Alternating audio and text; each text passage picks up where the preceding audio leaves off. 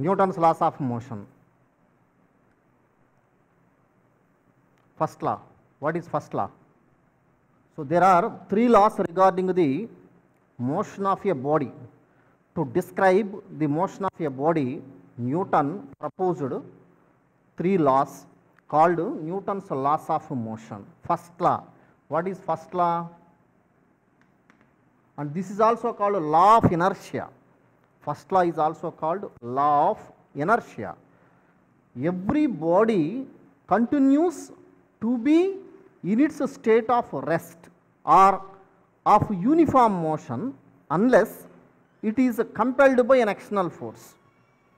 So meaning of the first law is, for example, if you take a body or if you take a duster here which is placed or kept on the table, so it will be at rest and it continues to be in the same state of rest unless an external force is applied to change its state.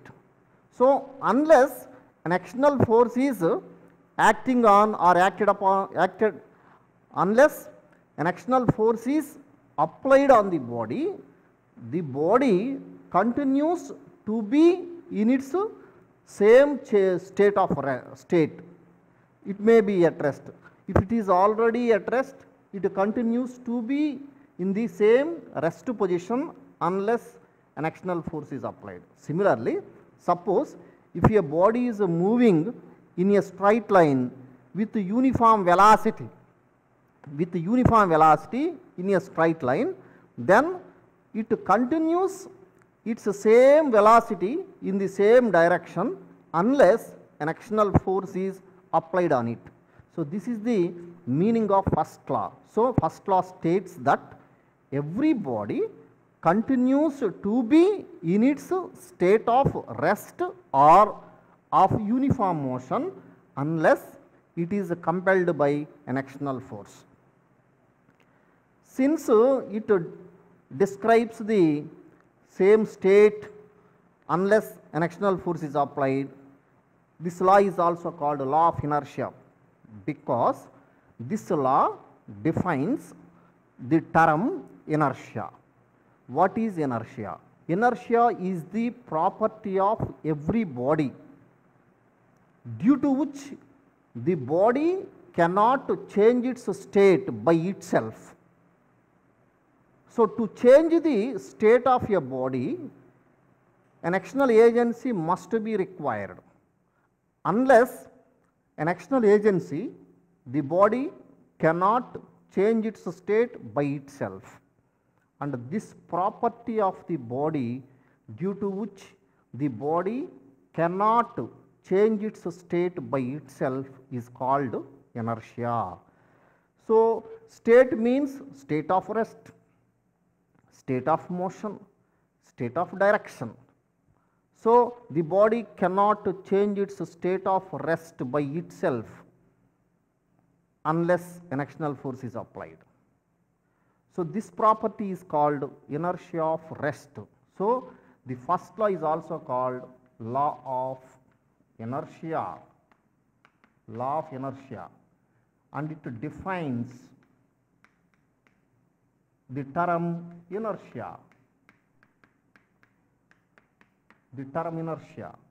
So inertia is the inability of a body, to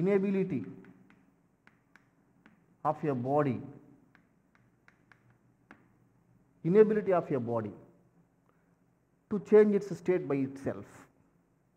That is called inertia. State means you have three types: rest, state of rest, state of motion, then you have state of direction. So the body cannot change its state of rest by itself, and that property is called inertia of rest. That means if the body is at rest, it cannot change its state of rest by itself.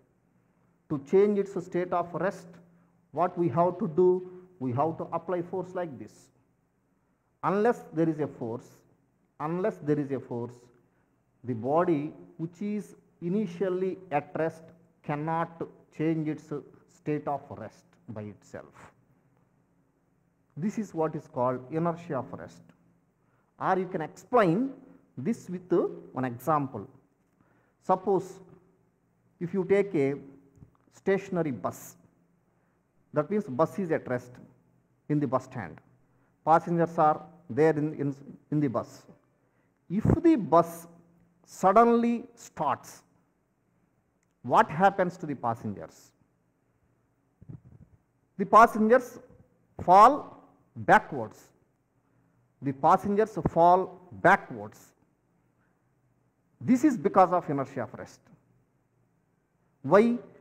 Passengers are already at rest. When the bus suddenly starts, what happens? The floor of the bus comes into motion. When the floor of the bus comes into motion, our legs which are in contact with the floor, our legs which are in contact with the bus, floor of the bus, comes into motion with the bus. But whereas this remaining part of our body, so it tries to continue its state of rest. So upper part of the body tries to continue its state of rest, whereas the lower part, that is the legs which are in contact with the floor of the bus, they comes into motion. So upper part tries to continue its rest, lower part comes into motion. Because of this difference, we fall backwards like this when the bus starts suddenly. So when the bus starts suddenly, the passengers inside the bus fall backwards because of inertia of rest.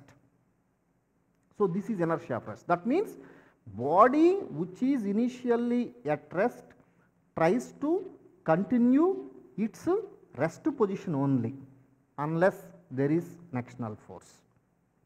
So this is inertia of rest.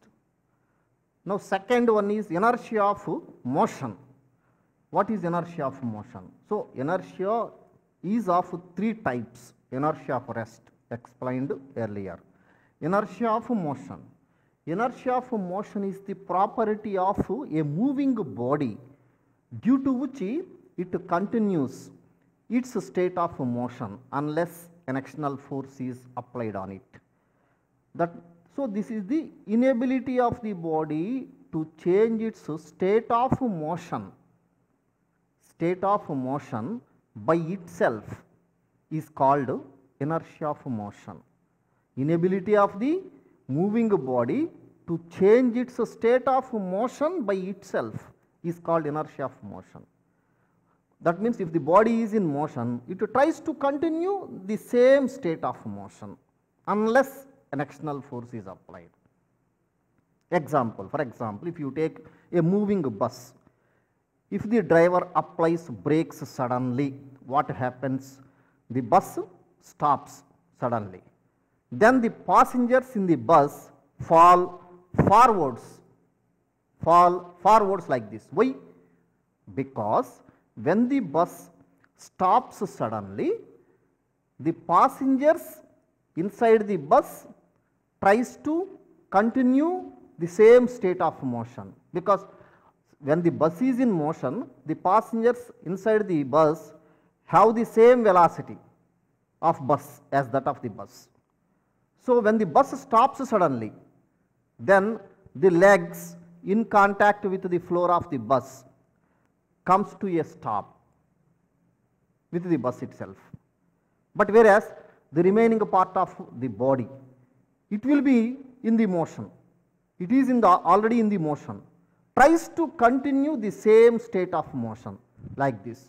So legs comes to a stop with the bus, but whereas the remaining part of the body tries to continue the same state of motion like this. Hence, because of this difference, lower part comes to a stop, upper part is already in motion, tries to continue the same state of motion because of inertia of motion, fall forwards like this.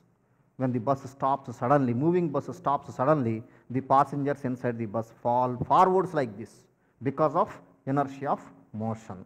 Similarly, you have inertia of direction. So, when the body is already moving in a particular direction, when the, for example, if you take, so this is inertia of direction. Inertia of direction is the property of a body due to which the body cannot change its state of direction by itself. For example, if you take a bus, moving bus, when the bus takes a turn like this, then the passengers inside the bus, they move or they fall in the opposite direction like this.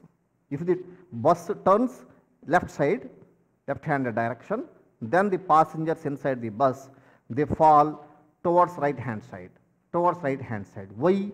Because they are already in a particular direction. When the bus turns suddenly like this, then the passengers tries to continue the same state of direction like this. So, because of this, the passengers fall in the opposite direction.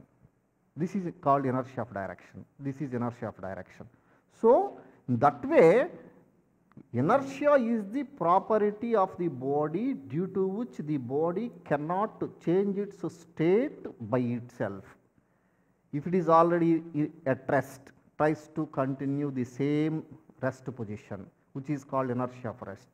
If the body is already in motion, tries to continue the same state of motion, is called inertia of motion. If the body is already in a particular direction, moving in a particular direction, then tries to continue the same state of direction, is called inertia of direction. So, this is inertia of rest, inertia of motion, inertia of direction. So, the first law defines inertia. Okay. Then second law, which is also called,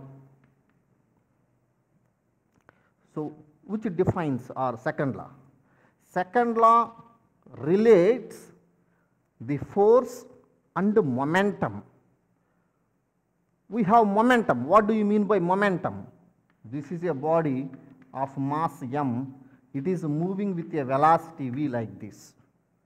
Then quantity of motion in a body depends not only on the mass of the body, but also on the velocity of the body. So, quantity of motion depends on the mass and also on the velocity, and the product of mass and velocity is called linear momentum.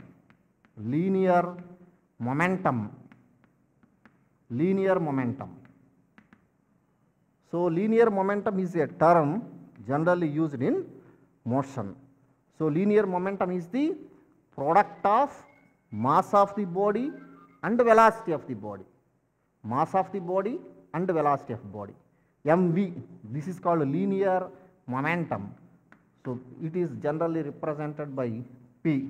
So, it is a vector quantity. It has direction because it is the product of mass and velocity. Velocity is a vector quantity. Velocity has direction. So, velocity is a vector quantity.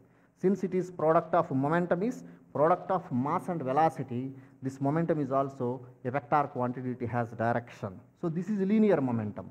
Now, this momentum, linear momentum and force are related by some expression, and that relation is called second law, Newton's second law. So, second law states that rate of change of momentum, linear momentum of the body is directly proportional to the external force applied on the body. Suppose if this is the body, a force F is applied on this body like this. Force is a vector, it has direction. So, if a force F is acting on this body and if V is the velocity of this body, then the rate of change of momentum of the body, is directly proportional to the external force acting on it. That means, if more force is applied on the body, then more change in momentum takes place. if less force is applied on the body, then change in momentum is less. Change in momentum is less. So, rate of change of momentum. Rate means change in momentum per second. Suppose if a force of F is applied on the body which produces a change in momentum of dp in a time interval of dt. For example, this force is applied on the body over a time interval of dt. Because of this force, in this time, the momentum of this body changes by dp.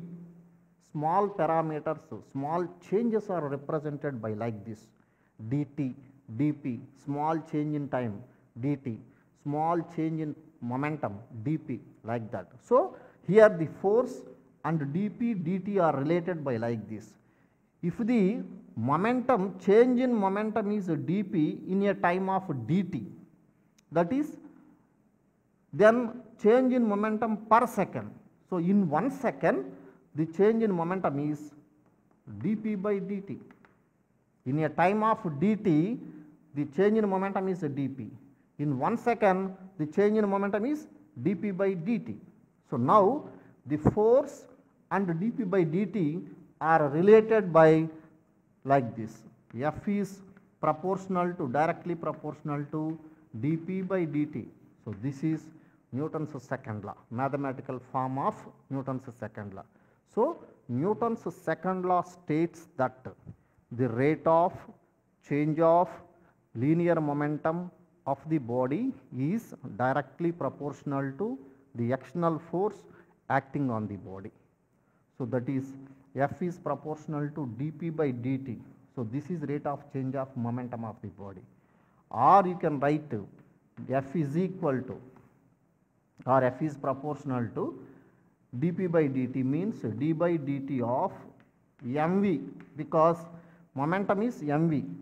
You can write like this. Or here m is constant, you can write like this: m into dv by dt. So, dv by dt is change in velocity per second, dv by dt, change in velocity per second, but change in velocity per second is called acceleration.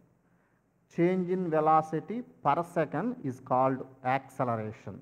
So, you can write like this: ma, where a is acceleration. So, F is equal to ma. So, this is the mathematical form of second law, Newton's second law. So, second law states that rate of change of momentum of the body is directly proportional to the external force acting on it. Mathematical form is like this: F is proportional to dp by dt, or F is equal to some constant. You get here, you get a constant here, but its value is 1. Its value is made to be 1. In general, you can write like this. We can write like this: F is equal to d by dt of momentum, but momentum is mv by definition. So, F is equal to d by dt of mv, and m is a constant mass of the body. If mass is constant, then m into dv by dt. But this dv by dt is the rate of change of velocity, that is change in velocity per second, but change in velocity per second is called acceleration. So, you can write m into dv by dt as ma. So, F is equal to ma. So, this is mathematical form of Newton's second law. F is equal to ma. So, this is the most important formula or most important term which is used in either in dynamics or in circular motion or whatever it is in the case of mechanics. F is equal to ma. Any type of force you take, whether it is mechanical force or electrical force or magnetic force, whatever may be the force, force is equal to mass of the body into acceleration produced in the body. F is equal to ma. This is mathematical form of Newton's second law. So, this is second law. Then you have third law. third law. Newton's third law. And this is also an important law which states that to every action there is always an equal and opposite reaction. That means, for example, you take a body which is kept on the horizontal surface like this. This is the horizontal surface, and this is the body kept on the horizontal surface. Then this body in the equilibrium condition, that means when there is no motion, this body applies a force on the surface. The body applies some force on the surface in the downward direction, and this is taken as action. Action, reaction, both are forces. So this is action. The body applies some force on the horizontal surface, which is considered as action. Then the surface applies the same amount of force on the body in the upward direction. This is called reaction. So here action, reaction both comes into picture when there are two bodies, interacting bodies. So action, reaction both are applying on different bodies but not on the same body. So here this is one body, surface is taken as the second body. This body applies force on the surface in the downward direction like this. This is of course this is because of the gravitational force. So this body has some weight. What is weight? Gravitational force, gravitational pull of the earth. So earth pulls the body towards its center downwards like this. So when the body is dropped, it falls. Why? Because of earth's attraction, earth's attractive force. So because of the gravity, this body is pulled downwards. During this process, this body applies force on the surface, horizontal surface. The force applied by the body on the surface is taken as action. Then this surface applies the same amount of force on this body in the upward direction, which is taken as a reaction. So here action, reaction, they are acting on different bodies and always equals to one another but opposite in direction. So this is Newton's third law. So third law states that to every action there is always an equal and opposite reaction. And action, reaction both acting on different bodies. They never act on the same body. When two forces are acting on the body in opposite directions, then you cannot say those two are action reaction pair. Action and reaction always act on different bodies.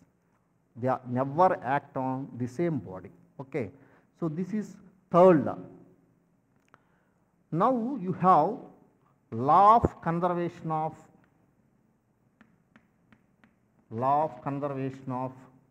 linear momentum. Law of conservation of linear momentum.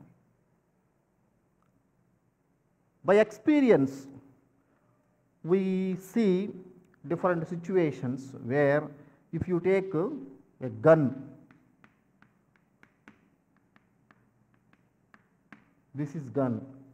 When this gun fires a bullet, when gun fires, bullet comes or bullet moves in the forward direction with a certain velocity. Bullet comes out from the gun with a certain velocity in the forward direction like this. Then the gun jerks, that means it sudden movement in the backward direction like this. This is our general experience. So when gun is fired, bullet moves in the forward direction with a certain velocity. Then the gun recoils, means sudden movement in the backward direction. This is because of law of conservation of linear momentum. So, if you take a system which may contain two particles or more than two particles, the total momentum of the system remains constant when no external force acts on the system. When no external force acts on the system, then the total momentum of the system remains constant. This is known as law of conservation of linear momentum. For example, if you take the bullet gun system, this is gun plus bullet system. So, this system contains gun and bullet. Before firing the gun, bullet and gun both are at rest. Bullet lies inside the gun. Both are at rest. That means velocity is 0. When velocity is 0, momentum is also 0, because P is equal to mv. Momentum is equal to mass into velocity, product of mass and velocity. Since both are at rest, velocity is 0, hence momentum is 0. This is before firing. Now, when the gun fires, bullet comes out with certain velocity. Then it has momentum. It acquires momentum in the forward. To keep the total momentum to be 0, because before firing momentum is 0 here. Before firing, velocity of the gun is 0, hence momentum of the gun plus bullet becomes 0 when the gun fires. So, gun fires, then it is an internal process. It is an internal process. No external force is involved here. No external force is involved here. Hence, according to law of conservation of linear momentum, total momentum should be constant. So, here before firing, total momentum is 0. After firing, total momentum should be 0. Since bullet moves in the forward direction, it acquires velocity, hence it acquires momentum like this. Total momentum to become 0, what? The momentum of the gun should be equal to momentum of the bullet, but opposite to it, opposite in direction. Then only total becomes 0. So, here momentum of bullet, that is mb/vb, mass of bullet into velocity of bullet, that is momentum of bullet. If this is some P1, then this gun should recoil like this. So, mass of gun into velocity of gun, this is momentum of gun after firing.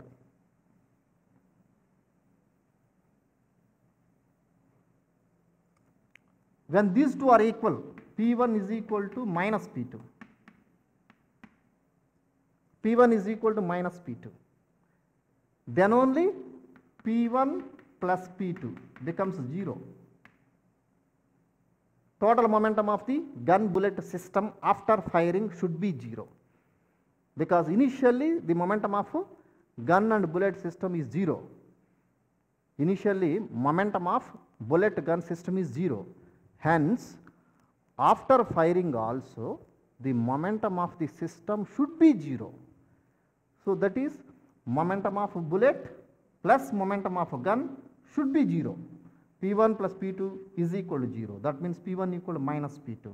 Hence, momentum of the bullet is equal to momentum of the gun, but opposite in direction. Then only total momentum is 0. That is why when gun is fired, then the gun recoils backwards. This is why, because to the total momentum of the gun and bullet should be 0. So, to become the total momentum to 0, the gun recoils in the backward direction. So, this is law of conservation of momentum. So, you can explain, you can give number of examples for this law of conservation of linear momentum. Okay. So, law of conservation of linear momentum states that when there is no external force acting on the system. System means it may contain number of particles. Then the total linear momentum of the system should be constant. Total linear momentum of the system should be constant, or total linear momentum of the system remains constant when there is no external force acting on the system. This is what is called law of conservation of linear momentum, right? So this is law of conservation of linear momentum.